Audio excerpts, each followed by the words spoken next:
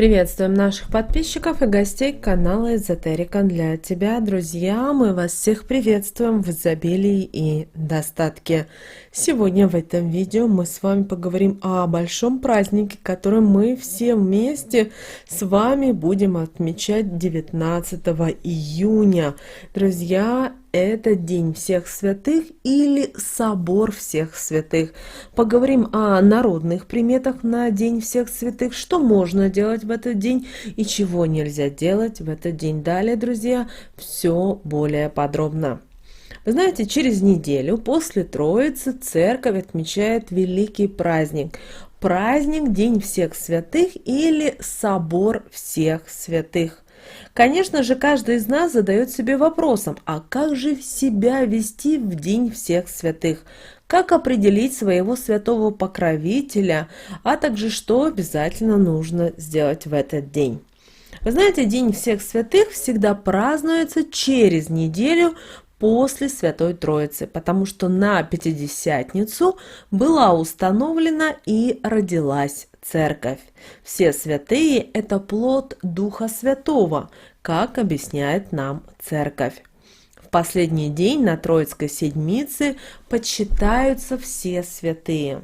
Если говорить об истории праздника, то впервые, по некоторым данным, упоминание было еще в IV веке, а вот уже в V веке и вовсе оно было закреплено затем воскресением, которое шло первым после Троицы. Верующие люди могут почитать даже тех святых, которым в церковном календаре не установлены свои даты празднования либо памяти. Примечательно и то, что христиане почитают и тех святых, которые были уже явлены, и те, кто только будут, то есть еще не явленные. У православных людей начинается уже подготовка к апостольскому посту, который в текущем 2022 году продлится с 20 июня по 11 июля. А вот уже 12 июля будет великий праздник День Петра и Павла, когда поста уже нет для нас всех верующих. И, конечно же, канун поста для христиан – это важный праздник. В это время православные идут в церковь на богослужение. Люди возносят свои молитвы и святым, и покровителям, и защитникам. Вы знаете, стоит сказать, что если говорить о народно-христианском календаре, то называется этот праздник Петровское заговенье. Это последний день перед началом поста, и разрешено верующим еще употреблять в праздник любую пищу. Важно запомнить, что есть ее можно лишь до полуночи, а вот потом начнется пост. Называется праздник еще и яичное заговение, поэтому принято было готовить яйца, а также печь с ними вкусные пироги. Можно было яйца покрасить луковой шелухой, сварить яйца прямо на свежем воздухе. Однако стоит помнить, что не нужно допускать чревоугодничества. Лучше не переедать, и потому что вскоре начнется многодневный пост. А резкий отказ от тех или иных блюд может сказаться на здоровье человека негативно. Помните об этом. Работа в праздник не запрещена, но стоит помнить, что время у человека должно быть и на посещение церкви, и на молитвы в праздник. Тяжелый же физический труд все-таки лучше по возможности перенести на благоприятное для этого время. Не стоит затевать капитальный ремонт или, например, генеральную уборку. Наши предки в этот праздник начинали сватовство, предлагали своей возлюбленной руку и сердце. Можно просто-напросто пригласить свою вторую половинку на свидание, жениться или, например, перейти на новый этап в ваших отношениях с партнером. Обращаем ваше внимание, что День всех святых отмечается в этом году 19 июня. Сам праздник известен с конца IV – начала V веков. И Иоанн Златоуст упоминает про всех святых по всему миру пострадавших. Среди святых есть пророки, юродивые, правители, в частности Александр Невский, святители, например, Николай Чудотворец, которого мы все знаем, или, например, преподобные монахи Сергий Родонежский и Серафим Саровский. В день всех святых на утренне начинается чтение столпа или 11 воскресных Евангелий, которые рассказывают о воскресении Христовом. До 19 июня у нас с вами идет Троицкая Седмица. Она завершается празднованием Дня всех святых, который предваряет Петровский пост. Последний продлится, повторимся, с 20 июня по 11 июля. Обратите на это особое внимание. И, конечно же, многие из нас постараются в этот день посетить церковь, помолиться своим любимым святым. Конечно же, многие спросят, а как же узнать своего святого покровителя? Вы знаете, считается, что День всех святых является именинами каждого, даже если их назвали не по святцам. Можно взять список всех святых и посмотреть, чей день памяти приходится на ближайшие даты после дня рождения. Его можно считать днем именин и прославлять святого, который почитается в этот день. И вы можете таким образом считать его своим покровителем. И, друзья, обращаем ваше внимание, что в последний день Троицкой Седмицы прославляются все святые. В том числе почитаются те, кому по разным причинам даже не установлены памятные дни. Обращаем ваше внимание, что в День всех святых принято помогать нищим.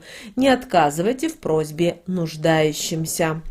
И вы знаете, 19 июня, как мы уже повторяемся, но все же этот день называли Петровским заговением. Последний день перед постом разрешается есть любые блюда, развлекаться, веселиться.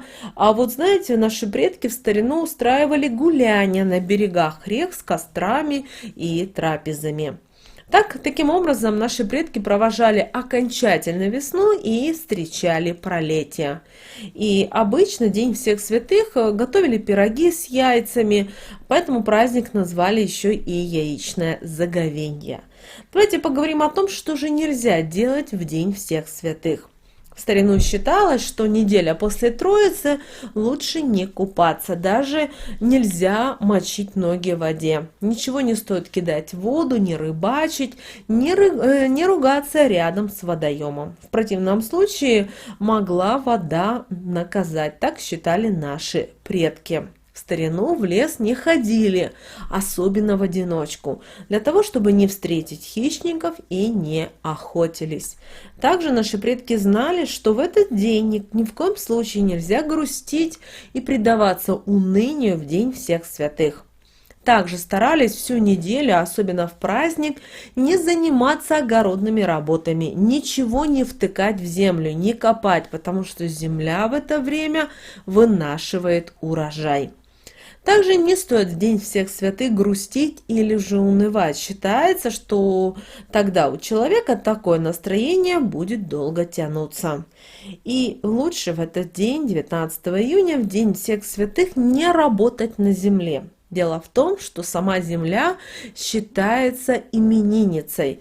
Она даже беременна урожаем, так говорили наши предки. Также в этот день не стоит купаться или же быть у берега водоема в одиночестве, кидать какие-либо предметы в воду. Также считалось, что таким образом человека могут наказать русалки. Даже не следует в этот день рыбачить, мочить ноги в воде или же ни в коем случае не ругайтесь рядом с водой. Запрещено также и мусорить. Обращаем ваше внимание, что в День всех святых роса считается особенно целебной. Поэтому, если есть у вас возможность, обязательно ходите по такой росе, для того, чтобы быть здоровыми. Если вы увидели много пчел на цветущих растениях 19 июня, то знайте, что день будет теплым и ясным. А вот если громко стрекочут кузнечики, то это говорит о том, что все уже становится хорошая теплая погода. А если погода ясная, то зерно будет крупное. А вот если резко похолодало в вашем регионе, то это говорит о том, что все-таки скоро погода улучшится. Вот, друзья, вот такой мы с вами будем праздновать день 19 июня.